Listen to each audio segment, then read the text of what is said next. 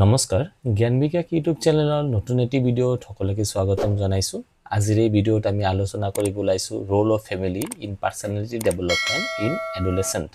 আমি এডোলেসেন্ট সময় বা এডোলেসেন্স পিৰিয়ডৰ যেতিয়া আমি এই পিৰিয়ডটো গম পাও যে 12 ৰ পৰা 18 বছৰ লৈকে বা কোনোবা কিতাপত 11 ৰ পৰা 18 বছৰ সময় সীমা লৈকে বা বয়স সীমা লৈকে দিয়া থাকে তো এই সময়খিনিত কি হয় এডোলেসেন্টৰ যোনটো পিৰিয়ড চলি সেই এডোলেসেন্স পিৰিয়ডত ফ্যামিলিৰ অবদানটো কিমান বা ফ্যামিলিৰ ভূমিকাটো কিমান ব্যক্তিত্বৰ বিকাশৰ ক্ষেত্ৰত তাৰ ওপৰতে আমি এই ভিডিঅটো আলোচনা কৰিম সপোন প্ৰথমতে কি কৈছে যে family place A critical role in shaping the personality of adolescents who are undergoing a significant physical, emotional and psychological changes. ঠিক আছে এই পৰিয়ালে এটা গুৰুত্বপূৰ্ণ ভূমিকা অৱলম্বন কৰে যেতিয়া পাৰ্সোনালিটি মানে ব্যক্তিত্বৰ বিকাশৰ কথা আহে ইন দ্য ষ্টেজ অফ এডোলেসেন্স আৰু এই সময়খিনিত কি হয় ফিজিক্যাল মানে শাৰীৰিক emotional মানে আবেগিক আৰু মানসিক বিকাশৰ ক্ষেত্ৰ during this phase the support and the guidance provided by the family help adolescents develop self identity নিজৰ পৰিচয়টো দাঙি ধৰে emotional resilience and social skill below are the key ways family influence personality development in adolescent so প্ৰথমতে কি দিছে parenting style and their impact এজন adolescent parents মানে অভিভাৱক অভিভাৱিকে কি দৰে মানে তা গাইড কৰে তাৰ ওপৰতে প্ৰথম পইণ্টটো আছে তে লিখছে the way parents interact with their adolescent child has profound impact on their personality development ব্যক্তিত্ব বিকাশৰ ক্ষেত্ৰত প্যাৰেন্টসে কি দৰে হেই মানে এডোলেসেন্টৰ লগত কি কৰে ডিল কৰে তাৰ ওপৰতে বহুতখিনি কথা লুকাই থাকে the four main parenting style কি কৈছে authoritarian permissive and uninvolved is shape adolescents behavior values and social competence differently প্ৰথমতে কি আছে authoritative planning authoritative parenting এর মতে কি আছে parents who balance warmth with discipline foster independence emotional regulation and social competence adolescents raised by authoritative parents tend to be confident well adjusted and responsible who balanced warmth with discipline ঠিক আছে গাইডও কৰি আছে তাৰ লগত কি আছে as a friend হিচাপেও আছে ইমোশনাল ৰেগুলেশন আৰ সোশ্যাল কম্পিটেন্স সামাজিকৰণো কৰাইছে তেনে ক্ষেত্ৰত কি হৈছে প্যাৰেন্টস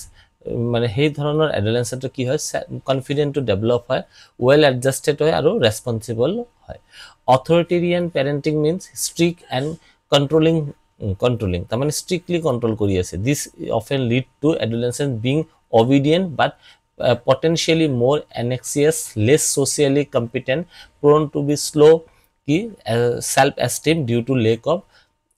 autonomy তো কইছে যে কিছুমান ক্ষেত্ৰত আমি দেখা পাও প্যাৰেন্টসে কি কৰে বেসিকে স্ট্ৰিক্ট মানে মেইনটেইন কৰে বা বেসিকে কন্ট্ৰোল কৰি থাকে তেনে ক্ষেত্ৰত কি হয় হে বৰ মানে এডোলেসেন্ট বিলাকে কি কৰে obedient হয় কিন্তু সোশ্যালাইজেশন নহয় ঠিক আছে আৰু কি হয় সেলফ কনফিডেন্স টু হিয়তৰ কি ডেভেলপ নহয় তাৰ পিছত আছে permissive parenting parents who are lenient and indulge may raise adolescents who struggle with self discipline exhibit behavioral issues due to lack of boundaries ঠিক আছে তো মানে ইয়াতে কৈছে যে এডোলেসেন্ট কেটা কি কৰিছে নিজে নিজে ডিসিশন লবলৈ দিছে তেনে ক্ষেত্ৰত কি হয় কোনো ধৰণৰ সময় সীমা নাথাকে আৰু নিজে নিজে মানে নিজে নিজক মেইনটেইন কৰিব লগা হৈ যায় তেনে ক্ষেত্ৰত কি হয় যেতিয়া নিজে নিজৰ মেইনটেইন কৰিব লগা হয় তেনে ক্ষেত্ৰত কি হ'ব যে ভাল বেয়াৰ মানে ভেদাভেদটো ভালকে হিয়তে বুজি নাপায় তাৰ পিছত কৈছে আনইনভলভ প্যাৰেন্টিং কৈছে neglect or lack of involvement may result in adolescent feeling emotionally abandoned leading to issue such insecurity poor self regulation and social difficulties আৰু কিছুমান আছে যে প্যাৰেন্টসে একো গাইড নকৰে তেনে ক্ষেত্ৰত কি হয় যে সেই এডোলেসেন্ট বিলাকে মানে আবেগিক মানে এটা টেনশনত ভুগি থাকে বা সেলফ মানে সেলফ কনফিডেন্স টু না থাকে সোশ্যালাইজেশন হ'ব নোৱাৰে হেনে তেনে ক্ষেত্ৰত কি হয় এইবোৰ সমস্যা সন্মুখীন হ'ব লগা হয় তাৰ পিছত পইণ্টত আছে ইমোশনাল support and stability কৈছে adolescents need more emotional support as they navigate changes in identity relationship academic pressures a supportive family helps them to develop resilience, empathy, and self-esteem. Emotional stability within the family environment promotes psychological well-being, reduce likelihood, anxiety, depression, and emotional disturbance. তো আমি জানো যে adolescence periodত কি হয়, adolescence periodত আমি বহুত দেখা পাইছো যে মানে সিহঁতে নিজৰ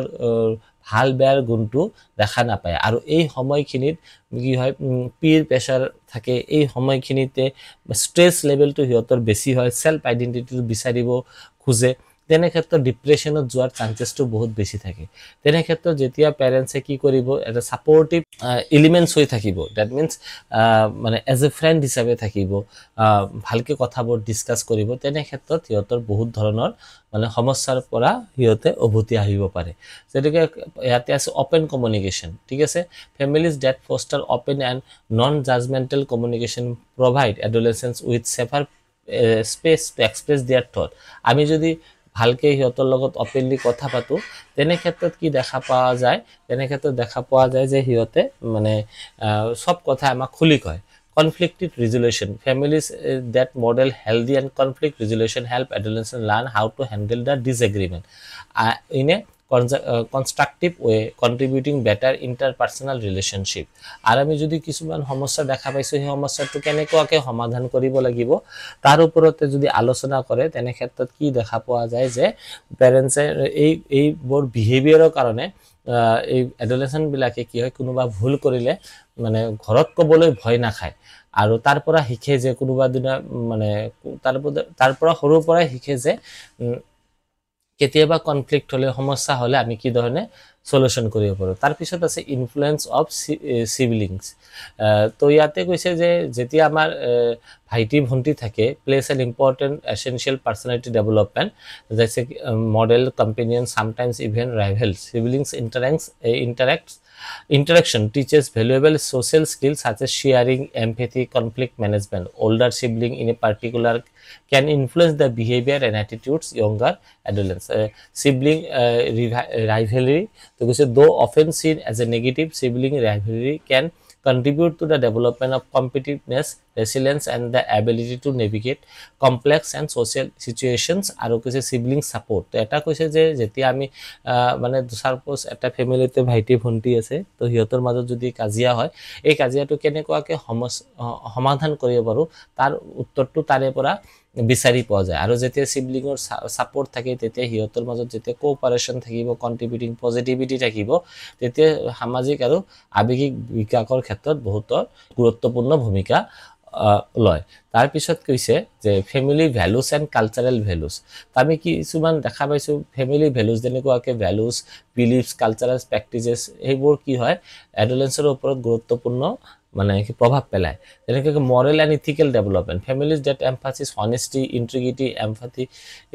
raises adolescents who are likely to incorporate these values into their person am সৰুৰ পৰাই যদি দেখা পায় ফ্যামিলিৰ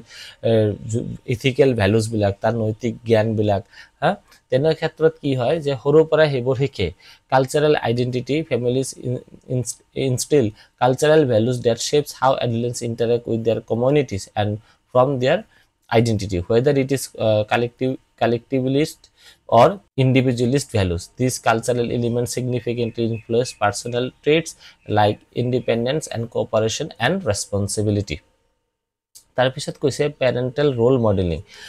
তাৰ ইয়াতে কৈছে যে work with discipline parents who demonstrate a strong work ethics and discipline often instill their values তবে সৰুৰ পৰা যে দেখা পায় যে পেৰেন্টছে নিজৰ কাম কৰি আছে আৰু ডিসিপ্লিনো মেইনটেইন কৰি আছে হেবোৰ সৰুৰ পৰাই শিকে ইমোশনাল ৰেগুলেশন কি ধৰণে পেৰেন্টস বিলাকে নিজৰ আবেগক কি কৰে মানে কন্ট্ৰোল কৰে নিজৰ স্ট্ৰেছটো কন্ট্ৰোল কৰে emotionally effectively provide A blueprint adolescents to handle their emotional ups and downs ঠিক আছে জীৱনত যোনটো আবেগিক আমাৰ যোনটো ups and downs হয় আমি যদি সৰুৰ পৰা সেই বস্তুটো দেখা পাও তেনেহলে আমি সেই ধৰণে শিকো তাৰ পিছত কৈছে parents influence their identity formation encouraging independence families that encourage autonomy and independent thinking allow adolescents to explore their personal identity leading to develop and confidence and well defined self of self sense of self তাৰ মানে কৈছে যদি আমি সৰুৰ পৰা আমি এডোলেসেন্স সময়খিনিত যদি পেৰেন্টছে কয় যে এইখিনি কাম তুমি নিজে নিজৰ কামখিনি কৰিব লাগিব আৰু তেতিয়াৰ পৰাই যদি অলপ তাক নিজৰ আইডেন্টিটি যে বিচাৰিব দিব পাৰা যায় তেনেহলে তেনে ক্ষেত্ৰত কি হয় ওয়েল ডিফাইন্ড অফ সেম নিজে কি হেতু জানিব পায় তাৰ পিছত কৈছে setting বাউন্ডাৰিজ while encouraging independence setting healthy boundaries ensure adults make responsible choice and avoid harmful behavior controlling the balanced personality development এতিয়া আমি যদি তাক নিজে কোন এটা কাম কৰিবলৈ দিও এটা নিৰ্দিষ্ট সীমা ভিতৰতে কৰিব দিব লাগিব এনেকুৱা নাই যে নিজে সব ডিসিশন লব তেনেকুৱা ক্ষেত্ৰত কি হয় তেতিয়া তাৰ ভিতৰত এটা ওভাৰ কনফিডেন্সৰ কি থাকে এটা অনুভূতি আহি থাকে এই কাৰণে কৈছে এটা নিৰ্দিষ্ট সময় সীমা বা নিৰ্দিষ্ট এটা এৰিয়া বান্ধি দিব লাগিব এৰিয়া মানে ইয়াতে মই জাগাৰ কথা কোৱা নাই তাৰ চিন্তা ভাৱনাৰ ওপৰতে কথা কৈছো আশা কৰো এই ভিডিওটোৰ পৰা আপোনালোকে অলপ কথা শিকিবলৈ পাইছে যদি ভিডিওটো ভাল পাইছে ভিডিওটো লাইক কৰিব শেয়াৰ কৰিব আৰু চেনেলটো সাবস্ক্ৰাইব কৰি দিবলৈ নাপাহৰিব থ্যাংক ইউ